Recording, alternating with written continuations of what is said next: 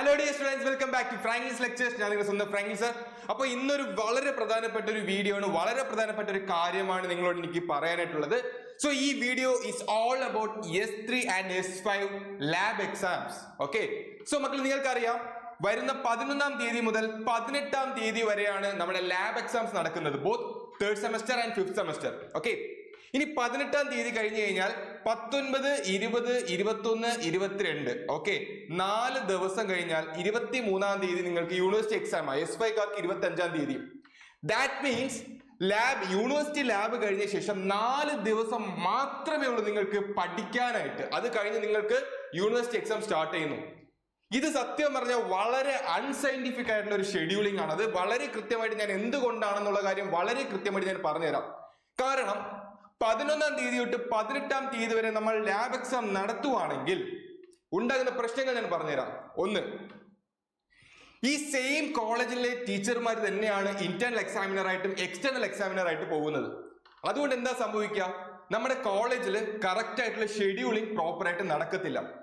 രണ്ടാമത്തെ കാര്യം, ഒരുപാട് ക്ലറിക്കൽ മിസ്റ്റേക്സ് വരാറുണ്ട്. അതായത് ഫോർ എക്സാമ്പിൾ ഒരു ടീച്ചറിന് വ്യാഴാഴ്ച ലാബ് എക്സാം ഉണ്ട് രാവിലെ 10 മണിക്ക്. ആലപ്പുഴയിൽ ഒരു കോളേജിൽ ഉണ്ടാവും, പാലക്കാട് ഒരു കോളേജിൽ ഉണ്ടാവും. അപ്പൊ ഒരു മനുഷ്യന് 2 കോളേജിൽ എങ്ങനെ പോകാൻ പറ്റും എന്നാ കുമ്പിടിയ. ഓക്കെ, സോ ഇങ്ങനത്തെ ക്ലറിക്കൽ മിസ്റ്റേക്സ് വരുന്ന സമയത്ത് ടീച്ചർമാർക്ക് തന്നെ ഭ്രാന്തായി പോകും.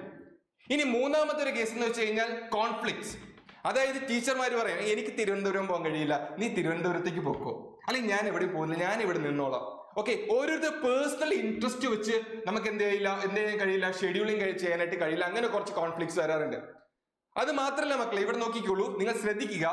ഇപ്പൊ ചാടിക്കേറി ഈ ഒരു സമയത്ത് നമ്മൾ എക്സാംസ് നടത്തി കഴിഞ്ഞാൽ പ്രോപ്പറായിട്ട് നിങ്ങൾക്ക് റെക്കോർഡ് ചെയ്താനായിട്ടുള്ള ടൈം കിട്ടിയിട്ടില്ല. പ്രോപ്പറായിട്ട് നിങ്ങൾക്ക് ലാബ് എക്സാമിന് വേണ്ടിയിട്ടോ യൂണിവേഴ്സിറ്റി എക്സാമിന് വേണ്ടിയിട്ടോ പ്രിപ്പയർ ഉള്ള ടൈം കിട്ടിയിട്ടില്ല എന്നുള്ളത് വേറൊരു വാസ്തവമാണ്. സത്യം പറഞ്ഞാൽ ഈ കാര്യങ്ങളൊക്കെ തീർച്ചയായിട്ടും നമ്മുടെ KTUവിന്റെ വൈസ് ചാൻസലറും നമ്മുടെ മിനിസ്റ്റർ ഓഫ് ഹയർ എഡ്യൂക്കേഷൻ ഡിപ്പാർട്ട്മെന്റും അതേപോലെ നമ്മുടെ KTUവിന്റെ കൺട്രോളർ ഓഫ് എക്സാമിനേഷൻസും തീർച്ചയായിട്ടും അഡ്രസ് ചെയ്യപ്പെടേണ്ട ഒരു പ്രധാനപ്പെട്ട ഒരു വിഷയം തന്നെയാണ്. ഓക്കെ, കാരണം പല കോളേജിലും എനിക്കറിയാം ഒരുപാട് കുട്ടികൾ ദിനം പ്രതിയുള്ള സങ്കടം എനിക്കറിയാം. ഒരു കോളേജിൽ പോലും ലാബ് പ്രോപ്പറായിട്ട് കൊടുത്തിട്ടില്ല. വളരെ കുറച്ച് കോളേജിൽ മാത്രമേ ലാബ് പ്രോപ്പറായിട്ട് കൊടുത്തിട്ടുള്ളൂ. ഓരോ കുട്ടികളും കരയുന്നുണ്ട്. ഇതെന്താ ചെയ്യേണ്ടെന്ന് അറിയില്ല, എങ്ങനെ ചെയ്യേണ്ടെന്ന് അറിയില്ല. ടീച്ചർമാർ കുറെ PDF നിന്നിട്ട് പോയി, പിന്നെ കുറച്ചുപേര് ചെയ്യുന്നു, കുറച്ചുപേര് ചെയ്യുന്നില്ല. എനിക്കൊന്നും മനസ്സിലാവുന്നില്ല എങ്ങനെ ചെയ്യേണ്ട. പ്രത്യേകിച്ച് കമ്പ്യൂട്ടർ സയൻസ്, ഡേറ്റ സ്ട്രക്ചർ ലാബൊക്കെ എന്ത് ചെയ്യണമെന്ന് അറിഞ്ഞൂടാതെ വിഷമിച്ചിരിക്കുന്ന കുട്ടികൾ ഒരുപാട് പേരുണ്ട്. അങ്ങനെ എല്ലാ ലാബ്, ഡേറ്റ സ്ട്രക്ചർ, ജാവ, അതേപോലെ IT-കാർക്ക് പൈത്തൺ, മെക്കാനിക്കൽക്കാർക്ക് മെറ്റീരിയൽ ടെസ്റ്റിംഗ്, അതേപോലെ ഇലക്ട്രിക്കൽക്കാർക്കും ഇലക്ട്രോണിക്സ്കാർക്കും ഉള്ള ലാബ്. ഓക്കെ, ഇതെല്ലാം എത്രത്തോളം ഇമ്പോർട്ടന്റ് ആണുള്ള കാര്യം നിങ്ങൾ എല്ലാവരും മനസ്സിലാക്കുക. ഓക്കെ, സ്റ്റുഡൻസിനൊപ്പം എന്നും നിന്നിട്ടുള്ള ഫ്രാങ്ക്ലിൻസ് ലെക്ചേഴ്സ് അത് തീർച്ചയായിട്ടും നിൽക്കുക തന്നെ ചെയ്യും. ഓക്കെ, അതുകൊണ്ട് ഈ ഒരു ലാബ് എക്സാം എന്ന് പറയുന്നത് തീർത്തും അൺസയന്റിഫിക് ആണ്. പ്ലീസ് ആ ലാബ് എക്സാം നിങ്ങൾ എന്ത് ചെയ്യണം, പോസ്റ്റ്പോൺ ചെയ്യണം. Please, this is a request from Franklin's lectures and BTech students. It's a request. Okay, കാരണം അവർക്ക് പ്രിപ്പയർ ചെയ്യാനുള്ള ടൈം കിട്ടിയിട്ടില്ല. ഈ ലാബ് എക്സാമിന്റെ ടെൻഷനിലാണെങ്കിൽ തീർച്ചയായിട്ടും അവരുടെ യൂണിവേഴ്സിറ്റി എക്സാമിൽ അവർക്ക് പ്രോപ്പറായിട്ട് പഠിക്കാനോ അല്ലെങ്കിൽ അതിന് കറക്റ്റ് ആയിട്ട് ഉത്തരങ്ങൾ എഴുതി നല്ല രീതിയിൽ സ്കോർ ചെയ്യാനോ സാധിക്കില്ല. അവർക്ക് ടൈമില്ല. അറ്റ്ലീസ്റ്റ് 10 days എങ്കിലും ഒരു സ്റ്റഡി ലീവ് വേണ്ടേ? ഒരു 10 days എങ്കിലും സ്റ്റഡി ലീവ് വേണ്ട. അറ്റ്ലീസ്റ്റ് അവർക്ക് റിവൈസ് ചെയ്ത് നോക്കാൻ പോലുള്ള ദിവസങ്ങളില്ല. ഇതെങ്ങനെ കുട്ടികൾ ഇവിടെ പഠിച്ചെടുക്കുന്നുള്ള ഒരു വലിയൊരു ചോദ്യചിഹ്നമാണ്. എന്തിനിങ്ങനെ എക്സാം നടത്തണം? കഴിഞ്ഞ വർഷമൊക്കെ എങ്ങനെ എക്സാം നടത്തിയിരുന്നത്? തേർഡ് സെമസ്റ്റർ ലാബ് എക്സാം എങ്ങനെയാണ് നടത്തിയിരുന്നത്? ഒന്നിൽ തേർഡ് സെമസ്റ്ററിന് യൂണിവേഴ്സിറ്റി എക്സാം കഴിഞ്ഞ് ഫോർത്ത് സെമസ്റ്ററിന്റെ ബിഗിനിങ് ടൈമിലായിരിക്കും നമ്മുടെ തേർഡ് സെമസ്റ്ററിന്റെ ലാബ് എക്സാം നടക്കുക. ഇല്ലെങ്കിൽ ഫോർത്ത് സെം സ്റ്റാർട്ട് ചെയ്തിട്ടായിരിക്കും തേർഡ് സെമസ്റ്റർ ലാബ് എക്സാം നടക്കുക. ഇപ്പോൾ എന്തിനാണ് ഇത്രയ്ക്കും ഹറിബറി ആയിട്ട് തേർഡ് സെമസ്റ്റർ യൂണിവേഴ്സിറ്റി എക്സാമിന് മുൻപ് തന്നെ ലാബ് എക്സാം നടത്തണമെന്ന് ഇത്ര വാശി എന്നുള്ള കാര്യം അറിയില്ല. ദയവ് ചെയ്ത് please, it's A humble request, ദയവ് ചെയ്ത് S3 and S5 exams postpone ചെയ്യുക. അതിനു വേണ്ടിയിട്ട് ഫ്രാങ്ക്ലിൻസ് ലെക്ചേഴ്സ് എല്ലാ KTUവിലെയും സ്റ്റുഡൻസിനെ സംഘടിപ്പിച്ചുകൊണ്ട് ഒരു മാസ് പെറ്റീഷൻ അയക്കാൻ പോകുന്നു. KTUവിന്റെ വൈസ് ചാൻസലർക്കും അതേപോലെ തന്നെ മിനിസ്റ്റർ ഓഫ് ഹയർ എഡ്യൂക്കേഷനും അതേപോലെ നമ്മുടെ കൺട്രോളർ ഓഫ് എക്സാമിനേഷൻ KTUവിനും ഒക്കെ ആയിട്ട് ഒരു മാസ് പെറ്റീഷൻ ഫ്രാങ്ക്ലിൻസ് ലെക്ചേഴ്സും സ്റ്റുഡൻസും ചെയ്ത് അയക്കാൻ പോകുന്നു. മക്കളെ, ഇതിന്റെ ലിങ്ക് ഞാൻ ഡിസ്ക്രിപ്ഷൻ ബോക്സിലും കമന്റ് ബോക്സിലും പിൻ ചെയ്ത് കൊടുത്തിട്ടുണ്ട്. മാക്സിമം എല്ലാ ഫ്രണ്ട്സിലേക്ക് ഷെയർ ചെയ്ത് കൊടുക്കുക. നമുക്ക് എല്ലാവർക്കും ഒത്തൊരുമിച്ച് നിൽക്കാം. ഈ എക്സാം പോസ്റ്റ്പോൺ ചെയ്യുക തന്നെ വേണം. തീർച്ചയായിട്ടും പോസ്റ്റ്പോൺ ചെയ്യുക തന്നെ വേണം. കാരണം ഈ എക്സാം ഇപ്പൊ നടക്കുന്നത് വളരെയേറെ എന്താ ദുരന്തമായിരിക്കും റിസൾട്ട് എന്ന് പറയുന്നത് സത്യാവസ്ഥയാണ്. അത് അറിയാവുന്നത് കൊണ്ട് പറയുന്നതാണ്. ഒരിക്കലും ഇത് എന്താ പറയാ നടന്നാൽ പ്രശ്നമാണ്. ഒരുപാട് കുട്ടികൾ അത് അഫക്ട് ചെയ്യും. സോ കുട്ടികളും പാരന്റ്സിന്റെ ഒക്കെ ഒരുപാട് വിഷമങ്ങളും ഓഡിയോസും വീഡിയോസും അതേപോലെ തന്നെ അവർ ടെക്സ്റ്റ് മെസ്സേജ് ഒക്കെ നമ്മുടെ കയ്യിലുണ്ട്. അതുകൊണ്ട് ധൈര്യമായിട്ട് തന്നെയാണ് നമ്മൾ ഇറങ്ങിത്തിരിക്കുന്നത്. നമ്മൾ ഇതിന്റെ ഒരു എൻഡ് കണ്ടിട്ടേ പോകത്തുള്ളൂ. സോ നിങ്ങൾ എല്ലാവരും സഹകരിക്കുക. ഈ ഫോം എല്ലാവരും ഫില്ല് ചെയ്യുക. ഒരു മാസ് പെറ്റീഷൻ നമുക്ക് കൊടുക്കേണ്ടതായിട്ടുണ്ട്. എല്ലാ കോളേജിലെ സ്റ്റുഡൻസിനും മാക്സിമം ഷെയർ ചെയ്ത് കൊടുക്കുക. നിങ്ങളുടെ കോളേജ് ഗ്രൂപ്പ്സിൽ ഷെയർ ചെയ്ത് കൊടുക്കുക. ഓക്കെ, മാക്സിമം എല്ലാ സ്റ്റുഡൻസും ഇത് ഫിൽ ചെയ്തിരിക്കണം. കാരണം അത്രത്തോളം സ്ട്രെങ്തോടു കൂടി ഒരു മാസ് പെറ്റീഷൻ പോയാൽ മാത്രമേ ഇതിൽ എന്തെങ്കിലും ഒരു അനക്കം സംഭവിക്കത്തുള്ളൂ. അത് മാത്രമല്ല യൂണിവേഴ്സിറ്റിയിൽ നമുക്കുള്ള ഹോൾഡ് അനുസരിച്ച് പല രീതിയിലും നമ്മൾ ഇതിനെ അഡ്രസ് ചെയ്യുന്നുണ്ട്. നിങ്ങൾ പേടിക്കുകയേ വേണ്ട. ഓക്കെ, എന്തായാലും എനിക്ക് നല്ല ഉറപ്പാണ്. കാരണം S3യുടെ S5യുടെ ലാബ് എക്സാംസ് പോസ്റ്റ്പോൺ ചെയ്യുമെന്നുള്ള കാര്യം എനിക്ക് നല്ല ഉറപ്പാണ്. കാരണം അതിനുള്ള എല്ലാ വർക്കും നമ്മൾ തുടങ്ങി കഴിഞ്ഞു. ഓക്കെ, നമ്മുടെ എന്തിനുള്ള വർക്ക് നമ്മൾ സ്റ്റാർട്ട് ചെയ്ത് കഴിഞ്ഞു. ഇനി നിങ്ങളുടെ എന്തിനുള്ള വർക്കാണ്. നിങ്ങൾ എല്ലാവരും ഫോം ഫില്ല് ചെയ്യുക. നമ്മൾ എല്ലാവരുടെയും ഡേറ്റാസ് വെച്ച് നമ്മൾ എന്ത് ചെയ്യുന്നു, ഒരു മാസ് പെറ്റീഷൻ കൊടുക്കാൻ പോവുകയാണ് യൂണിവേഴ്സിറ്റിക്ക്.